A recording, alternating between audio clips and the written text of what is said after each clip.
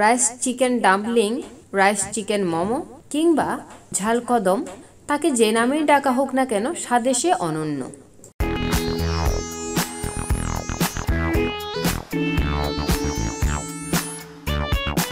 আসসালামু আলাইকুম, আশা করি সবাই অনেক ভালো আছেন। আরও একবার হাজির হয়ে গেছি হেলদি অ্যান্ড টেস্টি কুকিং রেসিপিতে। শুরুতে সবাইকে স্বাগত জানাচ্ছি এবং অনুরোধ করছি চ্যানেলটি সাবস্ক্রাইব করে দিয়ে সাথে থাকবেন। যারা ইতিমধ্যে সাবস্ক্রাইব করেছেন তাদেরকে অসংখ্য ধন্যবাদ। আজকে খুব সহজ রেসিপিতে রাইস চিকেন ডাম্পলিং অথবা রাইস চিকেন মোমো তৈরি করে দেখাবো। আশা করি পুরো সময় জুড়ে সাথে থাকবেন। তো চলুন শুরু করা যাক। এখানে আমি প্রথমে বাসমতি চাউল নিয়ে পানি দিয়ে নিয়েছি এবং ভালো করে ধুয়ে ভিজিয়ে রাখবো 40 মিনিটের মতো। এখানে আমি বোনলেস কিছু চিকেন নিয়ে নিয়েছি। চিকেনটা ভালো করে ধুয়ে ছোট করে কেটে নিয়েছি। এখন একটি জারে নিয়ে নিচ্ছি এবং কিমা করে নেব। আপনারা চাইলে সাধারণ ব্লেন্ডারে দিয়েও কিমা করে নিতে পারেন অথবা খুব ফাইন চপ করেও কিমাটা তৈরি করে নিতে পারেন। এই যে আমি কিমাটা তৈরি করে নিয়েছি। আমি একটি চামচ দিয়ে দেখিয়ে দিচ্ছি কিমাটা কতটা ভালো হয়েছে। এই যে দেখে নিশ্চয়ই বুঝতে পারছেন। এখন কিমাগুলো আমি একটি বাটিতে নিয়ে নিচ্ছি। আমার এখানে মেজারমেন্ট কাপে 1 কাপ পরিমাণ কিমা হয়েছে। এখন আমি এতে স্বাদ অনুযায়ী লবণ অ্যাড করে দিলাম।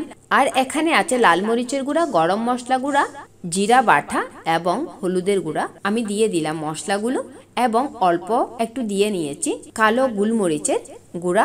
এখন আমি এতে দিচ্ছি খুবই ছোট করে চপ করা পেঁয়াজ কুচি, পেঁয়াজ কলি কুচি। চাইলে এখানে পেঁয়াজ পাতার কুচিও দিতে পারেন। আমি এখানে কাঁচামরিচ এবং ধনিয়া পাতা একটু তেলে ভেজে নিয়েছিলাম, ওটা দিয়ে দিয়েছি। 1 টিস্পুন করে আদা বাটা এবং রসুনের বাটা। এবার দিয়ে নিচ্ছি সয়া সস 1 টিস্পুন পরিমাণ দিচ্ছি। এবার দিয়ে দিচ্ছি 2 টেবিল স্পুন পরিমাণ কর্নফ্লাওয়ার। দিয়ে দিচ্ছি 2 টিস্পুন পরিমাণ সাদা তেল। এবার খুব ভালো করে সবগুলো উপকরণ মাখিয়ে নিচ্ছি।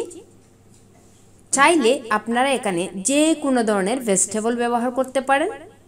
এই ধরুন বাঁধাকপি, ফুলকপি, গাজর, যে কোনো কিছুই।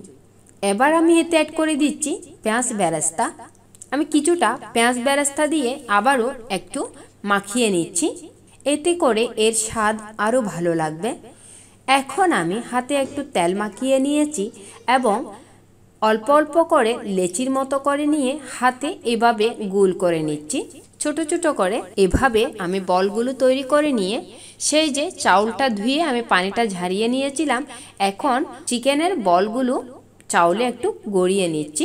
এক্সট্রা যে চালটা ছিল সেটা একটু ঝারিয়ে নিচ্ছি।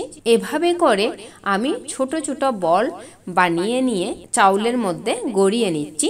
দেখুন আমি সবগুলো বল কিন্তু বানিয়ে নিয়েছি। এবার আমি চলে যাচ্ছি বলগুলোকে স্টিম করার জন্য।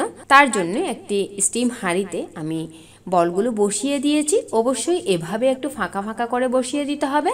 ঢাকা দিয়ে ডেকে স্টিম করে নিচ্ছি। এই যে দেখুন মোমোগুলো কি দারুণভাবে হয়ে গেল। আমি একটি প্লেটে উঠিয়ে নিয়েছি। কি লোভনীয় লাগছে দেখতে, আসলেই কিন্তু দারুণ স্বাদ ছিল। ভিডিও ভালো লাগলে লাইক, কমেন্ট, শেয়ার, সাবস্ক্রাইব করে সাথে থাকবেন।